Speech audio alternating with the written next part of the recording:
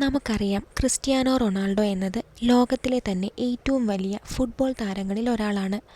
അദ്ദേഹത്തിൻ്റെ 18-ാം വയസ്സിൽ തന്നെ കരിയർ തുടങ്ങുകയും അന്ന് മുതൽ ശ്രദ്ധിച്ചാൽ അദ്ദേഹത്തിൻ്റെ പല്ലുകൾ ഇന്ന് കാണുന്നത് വരെ മൊത്തത്തിൽ വലിയൊരു ട്രാൻസ്ഫോർമേഷൻ സംഭവിച്ചിരിക്കുന്നതായി കാണാൻ കഴിയും.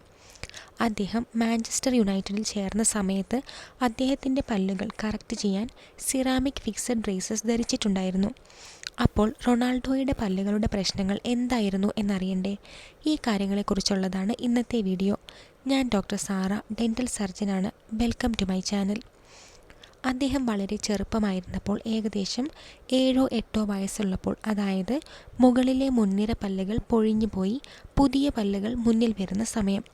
ആ സമയത്ത് മുകളിലെ താടിയെല്ല് കുറച്ച് ഇടുങ്ങിയതാണെങ്കിൽ സ്ഥലമില്ലാത്തത് കൊണ്ട് ലാറ്ററൽ ഇൻസൈസർ എന്ന പല്ല് വരുന്നത് സെൻട്രൽ ഇൻസൈസറിൻ്റെ പുറകിലായിരിക്കും. ഇവിടെ റൊണാൾഡോയുടെ കേസിൽ ട്രീറ്റ്മെൻറ്റ് എടുക്കുന്നതിന് മുൻപുള്ള അദ്ദേഹത്തിൻ്റെ പല്ലുകൾ നോക്കിയാൽ നേരത്തെ പറഞ്ഞതുപോലെ മുകളിലെ ലാറ്ററൽ ഇൻസൈസർ ഇരിക്കുന്നത് സെൻട്രൽ ഇൻസൈസറിൻ്റെ പുറകിലായിട്ടാണ്. അതുകൊണ്ട് തന്നെ പല്ലിനെ ശരിയായ പൊസിഷനിലേക്ക് മൂവ് ചെയ്യുന്നതിനായി പല്ലിൽ കമ്പി ഇട്ടിട്ടുണ്ടായിരുന്നു.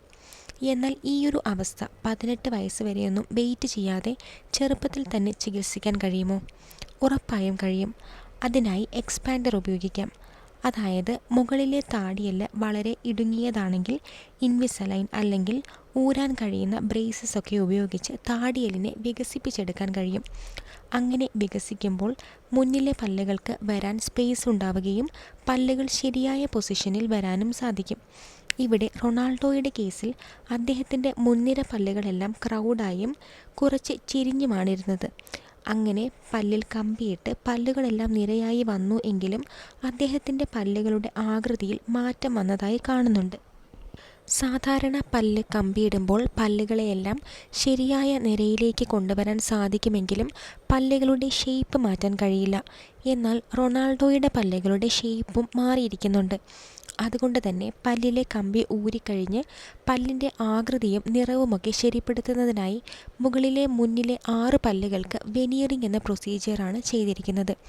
വെനിയറിനെ കുറിച്ച് ഈ ചാനലിൽ പല വീഡിയോയിലും വിശദമാക്കിയിട്ടുള്ളതാണ്.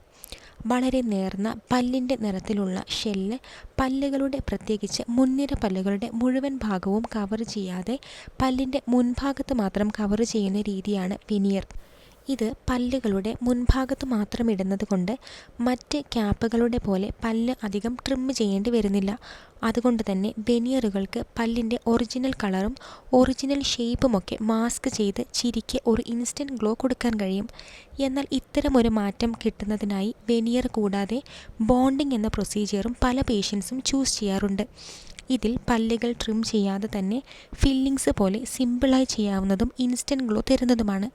എന്നാൽ ഇവ അധികകാലം നിലനിൽക്കുന്നവയല്ല.